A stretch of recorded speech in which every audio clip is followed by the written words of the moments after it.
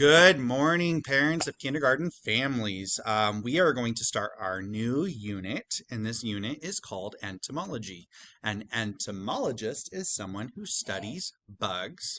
And so we're going to learn all about bugs, insects, arachnids, all sorts of really cool things this trimester. So we are going to read a book all about insects. I really quickly just wanted to share this resource with you. This is called getepic.com. We use it during the day.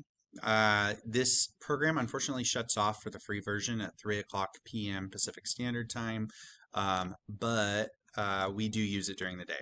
So let's read through this. I know they're really excited about this animal battles, scorpion versus a tarantula, and we will get there.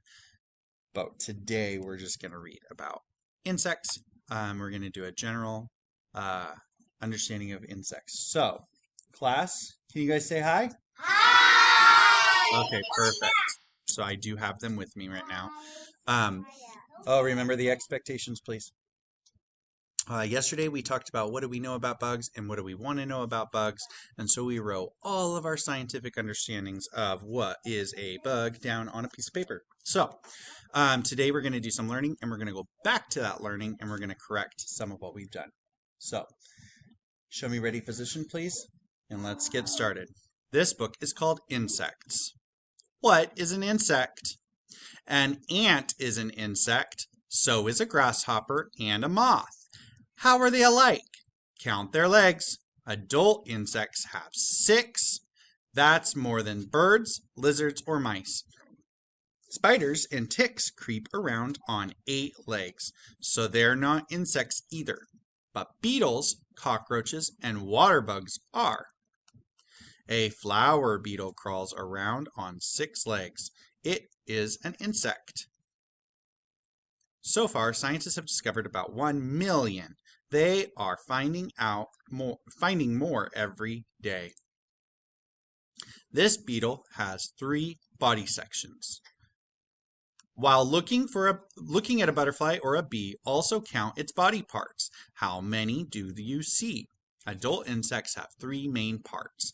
They have a head. That's where their mouth, eyes, and antenna are. 6 legs poke out of their thorax or middle. Their tail end is called an abdomen. Can you guys say that with me? Abdomen. Abdomen! Good job. Adult insects have an exoskeleton. Say that with me. Exoskeleton. Exoskeleton! This outer shell serves as armor. It protects their soft bodies. Most insects can fly. Just look at mosquitoes, wasps, and dragonflies. Even beetles flitter about. Beetles have a pair of hard outer wings. Hidden under them, they have a set of soft wings. They use the soft wings to fly. An insect sheds its hard exoskeleton. So take a look at this picture. What do you see? What do you notice? Turn and tell a partner. All right, welcome back. We had a really great discussion about how this bug here is crawling out of its exoskeleton. All right. Eat or be eaten. What do insects eat? Just about everything. Anything. They munch on plants and animals. Some even eat trash. Insects have many ways to get food. Locusts, butterflies, and aphids all eat plants. Locusts chew on leaves with powerful jaws. Butterflies suck up nectar with a tube-like mouths. Tiny aphids have needle-like mouthparts. They poke them into plants to feed. This beetle eats flower petals. Some insects are predators. Say that with me, predators. Predator! Praying mantises snatch up other insects with powerful front legs. Large water bugs swim under the water to catch small fish and frogs. Still, other insects are parasites. Say that with me, parasites. Parasites! Mosquitoes and fleas bite animals. Then they suck up the animal's blood. Lice feed on the skin, blood, and feathers of animals. A water strider is a predator. It makes a meal out of another insect.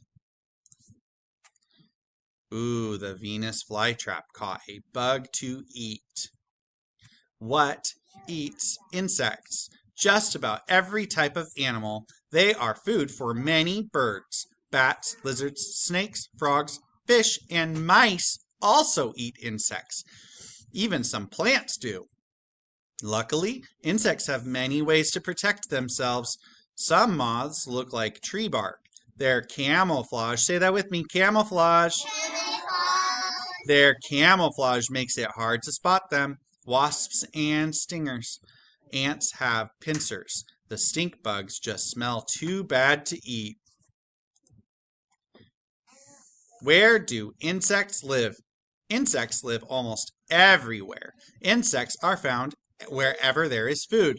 This includes treetops and ponds. They can live in caves and underground.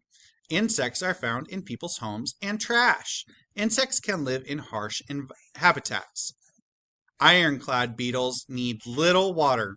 They live in dry deserts. Arctic beetles are hardy enough to survive in snow and ice. This says an ironclad beetle survives in the dry desert. Wow. What other kind of animals live in the desert? Turn and talk. Ready, go. We'll be back. All right, welcome back. Some insects live in colonies. They work as a team to gather food. Leafcutter ants cut up large leaves. They carry the pieces back to their nests to make food. Colonies also protect their hives. If a hornet nest is bothered, angry hornets swarm out. They may sting any animals that get too close to their hive. Honeybees live in colonies and work together to make honey. Metamorphosis. Everybody say that word with me. Metamorphosis. After mating, a female insect lays her eggs. She may bury them in the ground. Some females place them on a plant. Others will even put them inside a dead animal. The eggs just need to be near food. Ooh, we just learned about an animal that lays eggs. Chickens, that's right. Young insects are very hungry when they hatch. They are called larvae. Say that with me, larvae. Larvae. Many larvae are too small to find their own food. This butterfly lays eggs on a leaf. The babies will eat the leaves when they hatch. Look at those eggs, isn't that cool? Oh my God, they're so tiny. They are so tiny. Here we go. Some larvae are very different than adult insects. They look like worms. You'd call them caterpillars or grubs. Let's refocus. Ready, position, please.